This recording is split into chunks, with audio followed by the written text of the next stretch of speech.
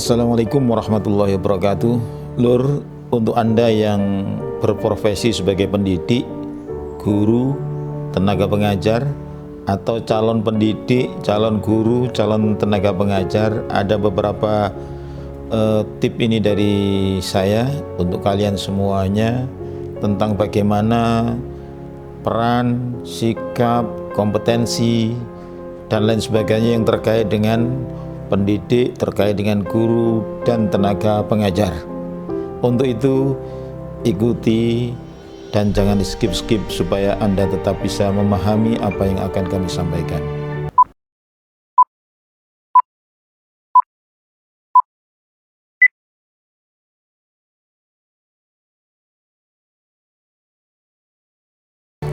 Yang pertama, Anda harus beruntung menjadi seorang guru atau berprofesi sebagai guru, sebagai pendidik, sebagai pengajar. Karena profesi ini adalah profesi para anbiya, profesi para rasul, dan kemudian dilanjutkan oleh para ulama, aulia, kemudian sekarang guru.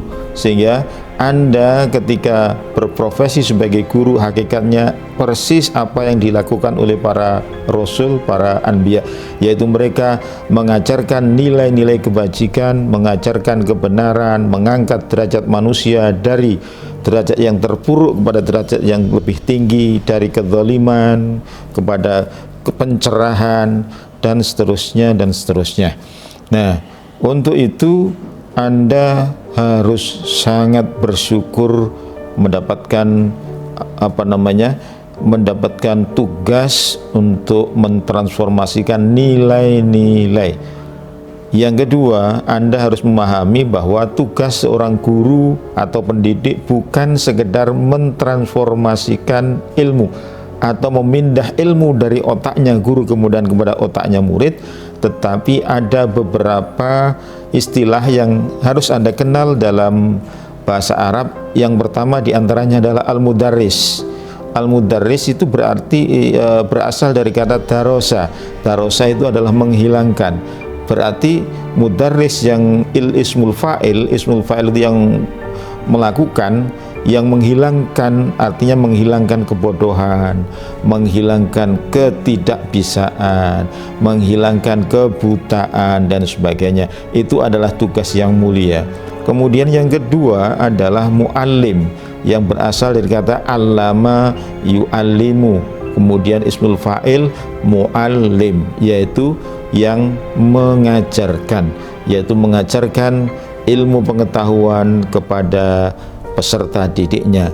Yang ketiga adalah murabbi, yaitu pendidik. Nah, disinilah tugas yang lebih tinggi dari sekedar untuk menyampaikan ilmu pengetahuan, menyampaikan wawasan. Ketika sampai kepada derajat murabbi, tugasnya bukan hanya transformasi ilmu, tetapi juga transformasi nilai dan transformasi karakter, transformasi value, transformasi karakter, transformasi attitude, dan lain sebagainya. Itu tugas yang sangat mulia sekali. Kemudian ada mu'addib. Mu'addib dari kata-kata addaba yu'addibu. Dalam hadis Rasul, addabani rabbi fa ahsana ta'dibi. Allah telah memberikan adab kepadaku dan ia memberi adab dengan sebaik-baiknya. Nah, adab berarti lebih tinggi daripada ilmu, lebih dulu daripada ilmu, memberikan adab. Kemudian yang berikutnya adalah mursyid. Mursyid adalah memberi irsyadat. Irsyadat itu adalah pengarahan-pengarahan, taujihah, dan lain sebagainya. Ini adalah istilah-istilah yang terkait dengan seorang pendidik, sehingga ketika kita memahami pendidik itu bukan sekedar menyampaikan ilmu saja, tetapi apa yang dibutuhkan oleh peserta didik dari pembentukan mental, pembentukan akhlakul karimah, pembentukan jiwa, pengembangan spiritual, pengembangan jasmaniah, pengembangan emosional. Itu guru harus mempunyai cara bagaimana untuk mengembangkan peserta didiknya dari seluruh yang dibutuhkan oleh peserta didik itu. Dalam tabel berikut ini dapat kita lihat istilah dan tugas masing-masing. Seperti mudarris, tugasnya atau konsepnya adalah mengajar. Muallim, konsepnya adalah transmisi ilmu pengetahuan.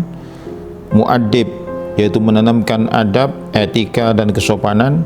Mursyid, membimbing agar terhindar dari kemaksiatan.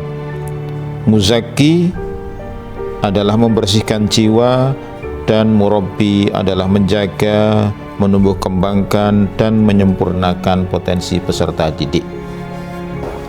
Lur, Anda sebagai guru, Anda juga bisa berperan bukan sekedar guru saja. Anda bisa berperan sebagai satu motivator, evaluator, inovator, pembimbing, kemudian juga bisa sebagai inspirator bagi peserta didik, dan fungsi-fungsi yang lain. Masih banyak sekali fungsi-fungsi yang bisa diperankan dalam menjadi pendidik atau guru. Tugas yang mulia ini harus dibarengi dengan kompetensi yang kuat. Kalau tidak, maka akan terjadi asal-asalan dan justru akan merugikan peserta didik. Untuk itu, guru harus mempunyai kompetensi. Apa itu kompetensi? Minimal ada dua yang bisa kita pahami. Yang pertama, competence is ability to do something well, yaitu kemampuan untuk melakukan sesuatu dengan baik dan sempurna. Dan yang kedua, kompetensi is skill that you need in particular job, yaitu kompetensi adalah keterampilan di mana engkau butuhkan untuk melakukan sesuatu. Nah, guru tentu bisa melakukan sesuatu kalau mempunyai kompetensi. Di antara kompetensi yang harus dimiliki guru adalah satu, kompetensi kepribadian. Yang kedua, kompetensi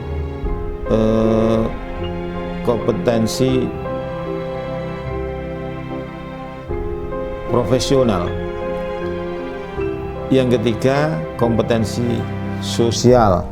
Dan yang keempat adalah kompetensi pedagogik.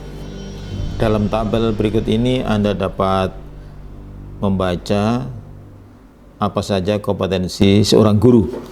Yang pertama, kepribadian itu mencakup integritas, empati, kerjasama, kepemimpinan, dan self-confident. Sedangkan dalam pedagogik mencakup bagaimana memahami konsep dasar pendidik,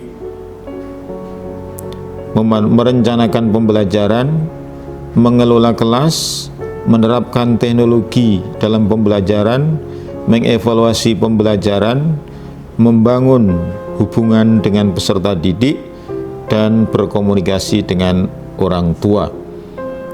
Adapun kompetensi sosial mencakup kemampuan berkomunikasi, kemampuan berkolaborasi, kemampuan memimpin, kemampuan menyelesaikan konflik, kemampuan berempati, kemampuan membangun hubungan, kemampuan mengelola stres.